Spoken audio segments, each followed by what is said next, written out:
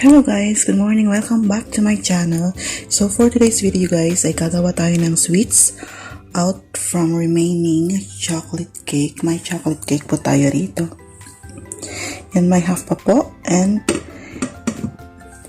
gagawin po natin ngayon yung sweets. Gagamit po tayo ng, of course, yung ating half cake. Yung ating kiri.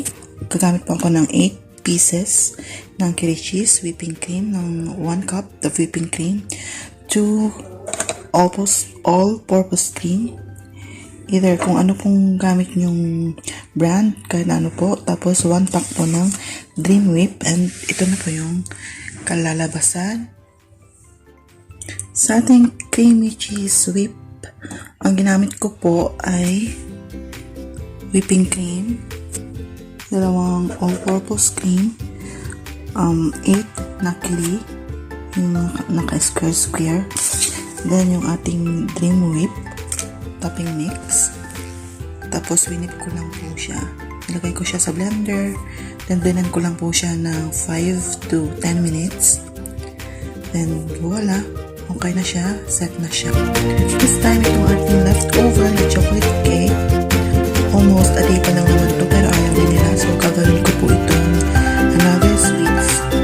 I-slice ko lang po siya ng manipis. Then, ilalagay ko po siya sa Pyrex sa ilalim niya. Then, ilalagay ko po itong ating na-whip na cream, mixed cream. Okay?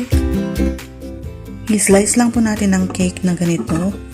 Thin slices, then ilagay po natin siya sa base dito po sa Pyrex. Ayan, ready na po ang ating base. Pwede na natin ilagay ang ating whipped cream.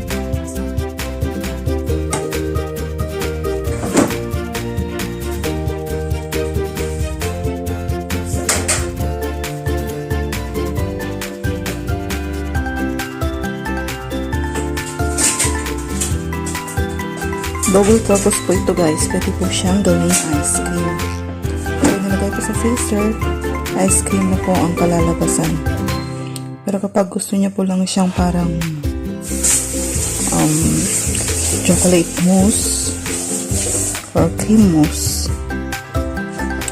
i-chiller lang po natin.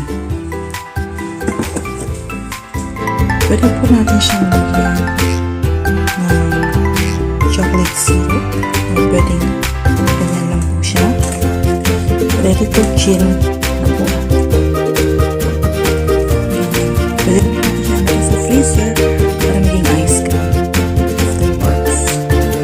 Ilagay po na siya sa freezer for almost like 4 to 6 hours. Magiging ice cream.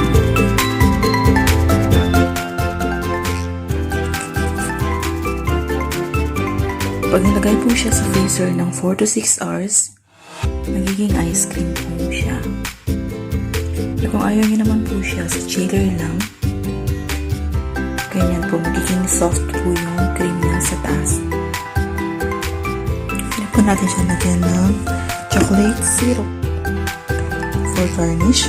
Pwede rin chocolate na chocolate bar na grenade. Either kung ano pong gusto nyo ilagay sa toppings, it's up to you. Pwede po ang lahat. Ang ginawa ko guys, ilagay natin sa loob ng freezer. Gawin natin siyang ice cream cake. Yan, leave natin for 2 hours.